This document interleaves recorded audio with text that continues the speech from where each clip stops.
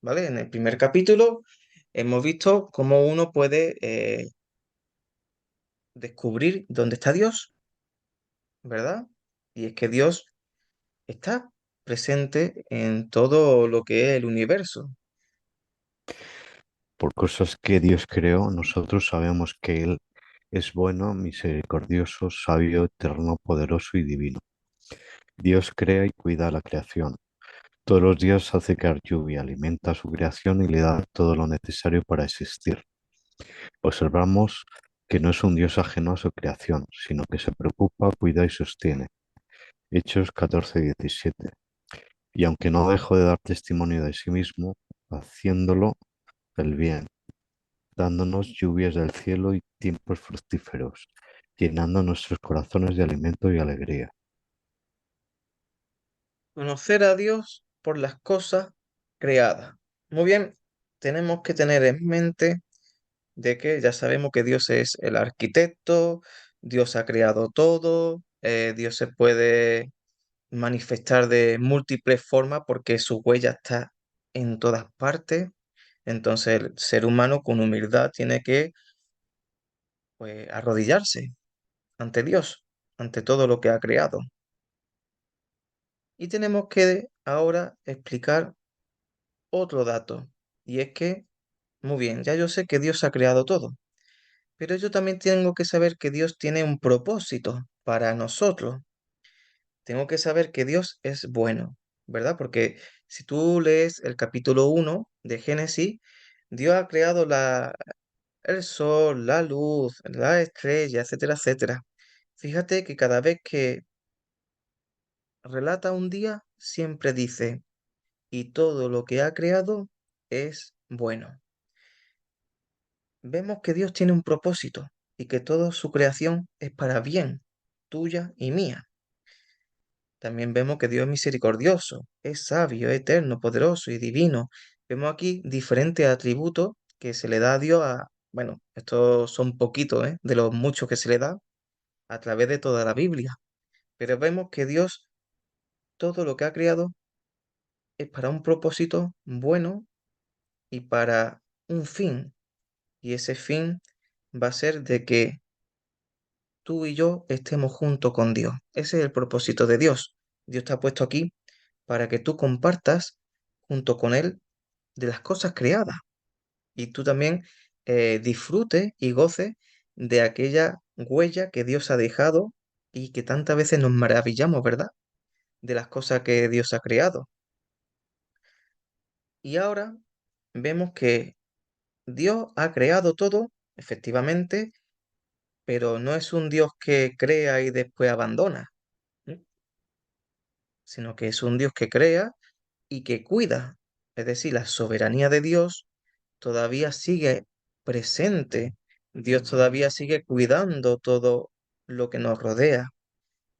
Y aquí está el dato, ¿no? Todos los días hace caer lluvia. Hay un versículo en la Biblia donde dice que Dios hace caer lluvia todos los días sobre buenos y malos, es decir, sobre todo el mundo.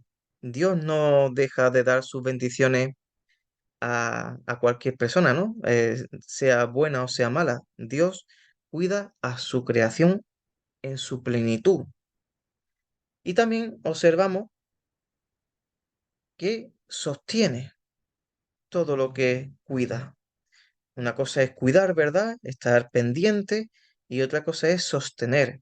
Sostener es que tú le das un cuidado muy minucioso. Estás pendiente de que todo lo que ha creado eh, no sufra daño. Y aquí es una de las grandes incógnitas de las cosas, ¿no? Fíjate aquí en la Tierra cuánta contaminación, cuántas cosas existen, ¿verdad? Que muchas veces pensamos de que la Tierra como que va a explotar por algún sitio. Pero fíjate tú que por un tiempo, con el coronavirus, mucha gente, bueno, mucha gente no, todos los países paralizaron los vehículos, paralizaron todo. ¿Qué le pasó al oxígeno de la Tierra? Se autorreguló en la gran mayoría de las zonas de las partes de los países. Entonces vemos aquí cómo Dios, pues, oye, está ahí cuidándonos, no nos ha abandonado. ¿Eso qué significa? ¿Que nosotros tenemos que descuidar a la tierra? No, nosotros deberíamos de cuidarla. Tristemente, eso no se hace, pero se debería de hacer porque al final seremos de muchos países diferentes las personas que estarán viendo este vídeo, pero tenemos que tener en cuenta que nuestro planeta es nuestra casa común. Lo que suceda en China va a repercutir en España y lo que suceda en Brasil va a repercutir en Australia. Tenemos que pensar de que al final seremos muchos países, pero al final es una misma tierra para todos. Así que tenemos que cuidarla y tener en cuenta que también Dios ha dado esa mayordomía al hombre. Cuando Dios creó al hombre, dijo que fructificase, que cuidase la tierra. Entonces aquí también vemos nosotros que Dios no solamente cuida la tierra, la sostiene, sino que también tiene a un mayordomo que tiene que administrarla y también cuidarla, que es el hombre. Y aquí fíjate, en Hechos de los Apóstoles, en el versículo 14, dice que Dios nunca ha dejado de dar testimonio, todo lo contrario, Dios sigue dando testimonio, ¿verdad? ¿Qué significa dar testimonio? Dar testimonio es que está presente, tú puedes verlo con tu vista, tú puedes verlo y percibir todas las cosas que Dios está haciendo diariamente. Y dice aquí, mira, en los verbos, haciendo el bien. Dios siempre quiere el bien para nosotros, nunca el mal. Dándonos lluvia del cielo y tiempo fructífero. Mira, gracias a Dios. Es verdad que hay algunas zonas que hay más sequía, incluso que, a ver, hay zonas donde están todo el día lloviendo, pero normalmente siempre hay un equilibrio. Pero tenemos que dar las gracias a Dios, ¿no? Por todas las cosas que está dándonos. Y aquí otro dato, otro verbo, llenando nuestros corazones de alimento y de alegría. Cuando una persona está recién comida, ¿cómo tiene su corazón? Contento, ¿no? Entonces vemos aquí de que ese alimento es un fruto, es una consecuencia de su bien hacia nosotros, su lluvia y su tiempo hacia nosotros, y esos frutos, esas cosas que la tierra ha dado, esos frutos que Dios ha hecho posible gracias a esa lluvia, a ese sostenimiento, etcétera, etcétera, eso es para nosotros alimento, para que también nosotros podamos vivir. Entonces vemos aquí cómo toda esta cadena, ¿verdad? De cómo Dios actúa, tiene la iniciativa, ¿verdad? Y cómo poquito a poquito, de una cosa a otra, todo gracias a Dios, llega hacia nosotros para que nosotros podamos tener una vida, tener un alimento, tener una salud y también tener alegría. Porque tened en cuenta que la comida está hecha para compartirla, ¿verdad? En familia. Entonces aquí también se relaciona mucho lo que es la familia, el compartir el uno con el otro. Si uno no tiene algo, el otro se lo comparte, se lo provee, ¿verdad?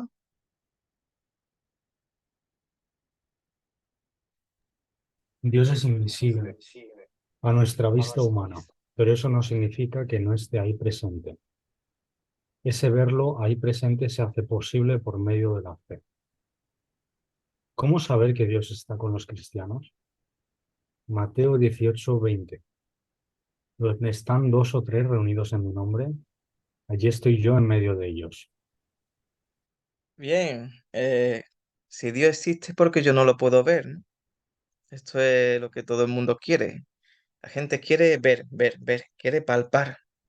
Ese era uno de los grandes problemas que siempre tenía Jesucristo con la gente. La gente siempre quería milagros, la gente quería percibir, querían ver. Pero la realidad es que Dios existe, pero a nuestros ojos es invisible. Pero que sea invisible no significa que no exista. Porque, por ejemplo, existe el viento, existe el aire, pero yo no lo veo. Existe el amor, ¿verdad? Pero yo no lo veo. Entonces podemos ver que de muchas maneras hay cosas que existen, pero que no se pueden percibir ante los ojos. Existen los átomos, pero yo no lo veo. Entonces vemos que Dios es invisible, efectivamente, ante nuestros ojos, pero eso nos quita de que no exista. Y de hecho nosotros veremos a Dios cara a cara algún día cuando estemos con Él en los cielos. Pero ahora hago una pregunta. ¿Dios siempre ha sido invisible? Yo digo que no, porque Dios se hizo visible ante los hombres y en la historia por medio de su Hijo Jesucristo, que también es Dios, es la segunda persona de la Trinidad. Entonces vemos cómo Dios Padre es invisible, pero Dios Hijo se reveló aquí ante nosotros, comió con nosotros, vivió con nosotros, sufrió igual que tú y yo también sufrimos. Entonces vemos cómo la presencia de Dios ha estado de alguna forma invisible, pero con la presencia de su Hijo, que es la revelación, ¿verdad? Está ahí la presencia de Dios. Entonces ese verlo ahora, porque ahora es verdad que ya Jesucristo no estará aquí conmigo físicamente, ¿no?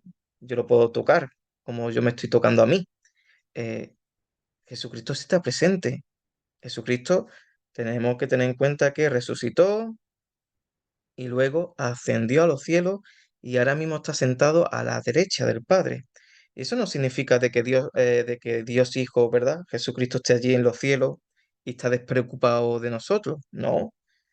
Si Jesucristo es Dios, Dios puede estar en cualquier sitio. Y entonces fíjate lo que nos dice Mateo 18:20, que es una palabra muy bonita, pero muy pocos cristianos se lo creen. Y es que dos o tres reunidos en mi nombre, allí yo estoy en medio de ellos. Entonces vemos aquí la importancia de cuando los cristianos proclamamos la palabra de Dios, hacemos presente a Jesucristo, o como aquí en medio de este estudio, Cristo está aquí con nosotros, aunque yo no lo pueda percibir con mis sentidos, pero está aquí en medio de este estudio, está eh, r- tocando nuestra fe, está aumentando nuestra fe con cada versículo, con cada estudio, con cada versículo que estamos aquí interactuando. Vemos cómo Cristo está aquí presente y todo es por medio de la fe. Esto es muy importante. ¿Por qué? Porque mucha gente podrán leer cosas de Jesucristo y no tener fe. Mucha gente podrá ver una película de la pasión de Cristo, pero no tener fe. Entonces la fe es muy importante porque tenemos que creer de que verdaderamente está Jesús. Y no lo digo de una forma psicológica como muchas veces la gente piensa, ¿no? De que no, es un auto psicológico que yo me estoy creando en mi mente para creer en algo que no existe. No, la fe es mucho más grande de lo que nosotros pensamos. La fe es aquella cosa que ha ido entrando en nuestros oídos por medio de la palabra de Dios. Y esa fe ha ido aumentando misteriosamente en nuestra vida. Y esta fe es la que nos abre los ojos para ver, cuando tú vas a la iglesia y ves los sacramentos, tú ves mucho más allá de lo que es puramente simbólico. Y tú puedes reconocer efectivamente de que ahí está Dios. Ahí está el cuerpo y la sangre de Cristo, por ejemplo, en la Sagrada Eucaristía.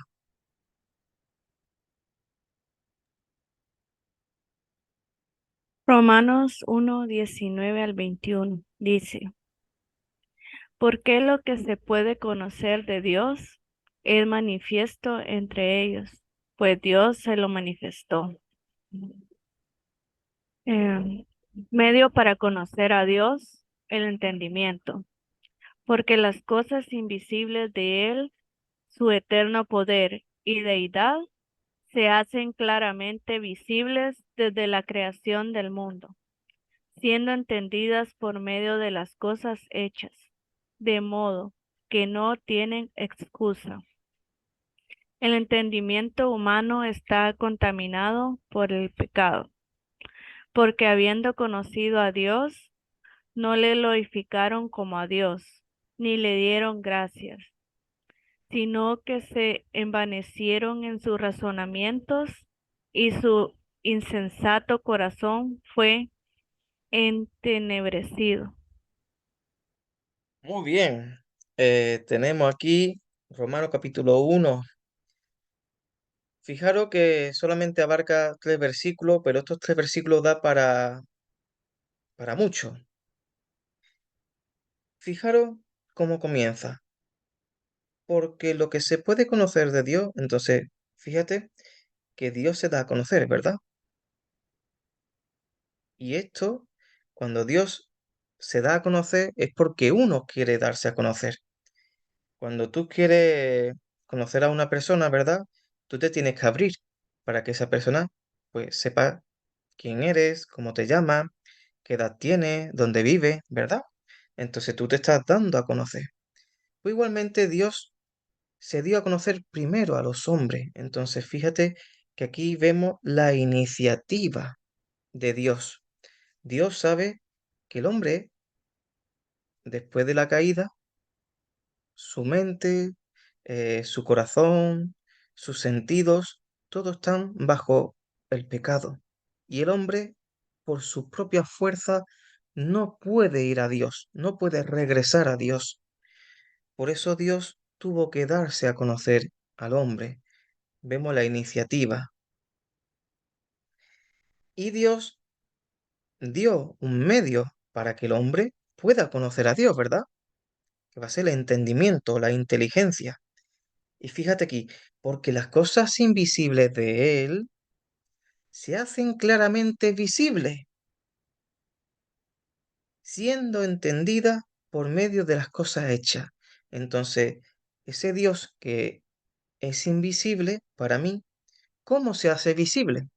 Pues por medio de la creación, por medio de las cosas que yo puedo palpar, las cosas que yo veo y yo me asombro. Y mi inteligencia me dice, oye Mario, esto que tú estás viendo delante tuya, esto no lo ha creado el hombre, esto ha sido Dios, porque el hombre podrá crear muchas cosas, pero un atardecer y esas nubecitas, ¿verdad? Y ese color anaranjado y esa puesta de sol, o ese atardecer, ese amanecer, ¿eso quién lo puede producir? Dios. De manera y de modo que no tienen excusa.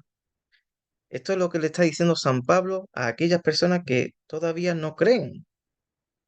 Y es que no hay excusa para uno llegar a la conclusión de que Dios no exista. Tenemos todo, tenemos todo. Tenemos la palabra de Dios, efectivamente, pero imagínate que una persona no tuviera la palabra de Dios. Es que tiene la creación para conocer a Dios. Y aquí viene el gran problema del pecado. Porque habiendo conocido a Dios, no lo glorificaron, no le dieron ni la gracia, se envanecieron en su razonamiento, es decir, que hasta ellos mismos se contradecían, buscaban excusas y excusas para quitar a Dios del medio, y su corazón fue entenebrecido. Ese entenebrecido significa como oscuro, ¿verdad? Su corazón está duro, está oscuro, no puede ver mucho más allá, porque está tapado. Entonces vemos que la inteligencia, el corazón, nuestros sentimientos, todo nuestro ser queda contaminado por el pecado. Y esto es una, digamos, de los pilares más importantes de nuestro catecismo. Primero, reconocer de que siempre la iniciativa la tiene Dios. Luego, que Dios nos da una inteligencia. Y esa inteligencia la tenemos que aplicar, por ejemplo, también en la palabra de Dios, ¿verdad? Para poder leerla, comprenderla, escudriñarla, orar con ella.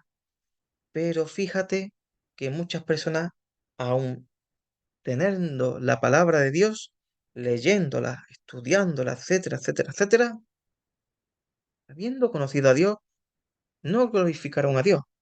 Te quiero preguntar a ti, ¿tú hoy has glorificado a Dios? ¿No le dieron la gracia? ¿Tú hoy le has dado gracias a Dios por el plato de comida que tienes delante? Se envanecieron en su razonamiento. ¿Cuántas veces tu mente se apoya más en la ciencia o en las cosas que el mundo te da y dejas a Dios a un lado? Y el corazón entenebrecido. ¿Tú dónde pones tu corazón? ¿Tú dónde pones eh, tu futuro? ¿Dónde pones tus estudios? ¿Dónde pones tu trabajo? ¿Dónde pones tus seguridades? ¿Dónde pones tus miedos? ¿En ti mismo?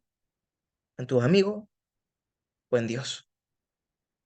Entonces vemos aquí que este mensaje puede ser para una persona que no cree en Dios y también un mensaje para nosotros, porque nosotros también somos esa persona pecadora que necesita ser restaurada día tras día hasta el día de nuestra muerte, que ya después, gracias a Dios, veremos a Dios allí en los cielos y estaremos junto con Él.